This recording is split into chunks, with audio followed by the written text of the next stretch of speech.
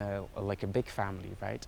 And from the early beginnings, I knew that I was a young child that was performing a gender that was not the assigned gender at birth. So I remember my grandmother used to say, oh, my child is not like other boys.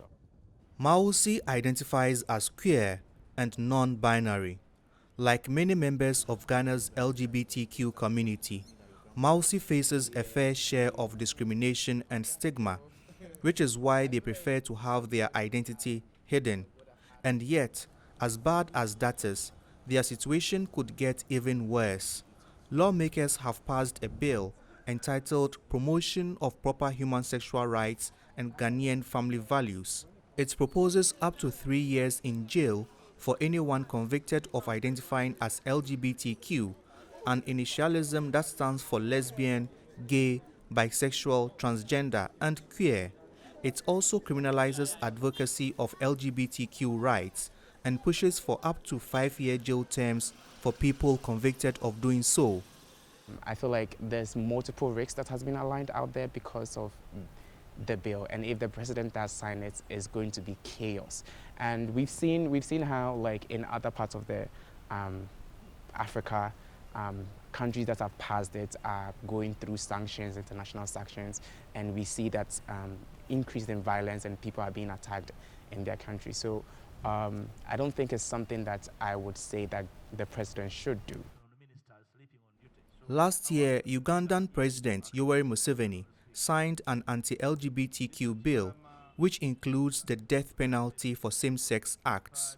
It sparked international condemnation and punitive measures from the US, which could be seen again in Ghana. Ghana faces the risk of economic sanctions from the international community if President Akufo Addo goes ahead to sign the anti-LGBTQ bill into law. The Finance Ministry says it could lead to a loss of nearly $4 billion in World Bank financing in a couple of years. However, while much of the world is against such legislation, it's widely supported by Ghanaians who cite cultural and religious beliefs. President Akufo Addo is taking his time on the matter. He's also waiting for a Supreme Court ruling on a case challenging the controversial bill before he takes any action. Regardless of what he does, he will face criticism from some sections of society.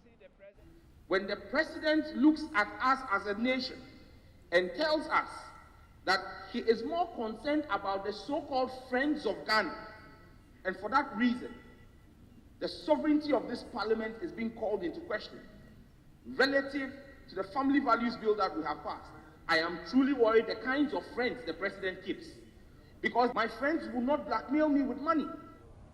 It's a tense time for Mausi and many members of the LGBTQ community in Ghana.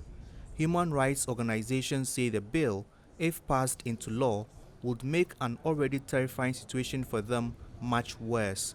Nabil Ahmed, Rufai, CGTN, Accra, Ghana.